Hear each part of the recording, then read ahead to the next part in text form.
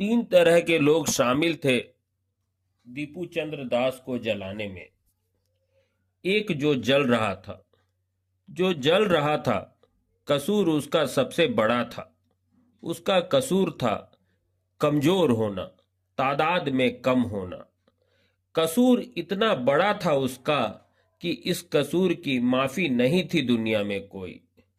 दूसरे वो थे जो जला रहे थे उसे, वो भीड़ जो जला रही थी उसे। उस बिना नाम की भीड़ में भी तीन तरह के लोग थे। एक वो जो उसे जला रहे थे, दूसरे वे जो तमाशा देखने आए थे, और तीसरे वे जो इस भीड़ में नहीं थे पर उस्ताद थे इन लोगों के।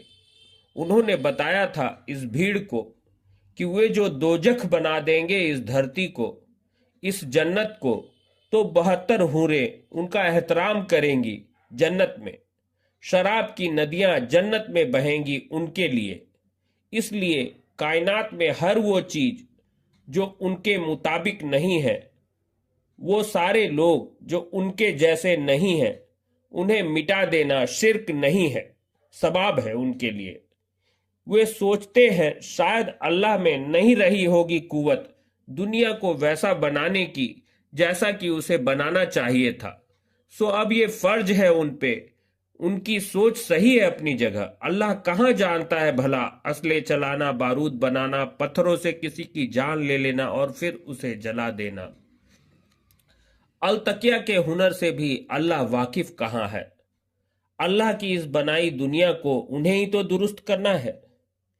तीसरे वे हैं जिनका अक्स नहीं आया है इस तस्वीर में। वो है जो बचाने नहीं आए उस इंसान को जिसे जला दिया गया। उसमें भी तीन तरह के लोग थे।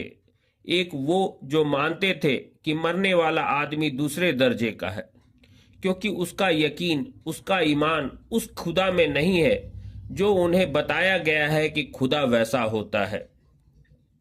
वो खुदा को भी नहीं देते इजाजत उससे अलग कुछ होने की जो उन्हें बताया गया है।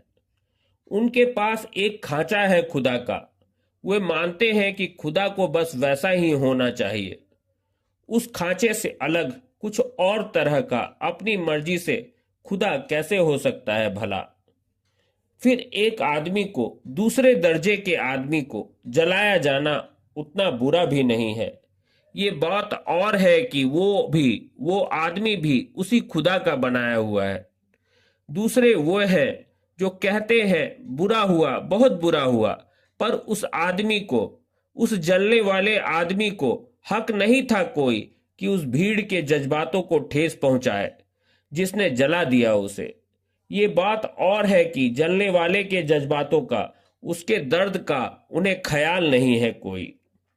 तीसरे वे हैं जिन्हें लगता है कि किसी के साथ हुआ होगा ऐसा उनके साथ नहीं होगा।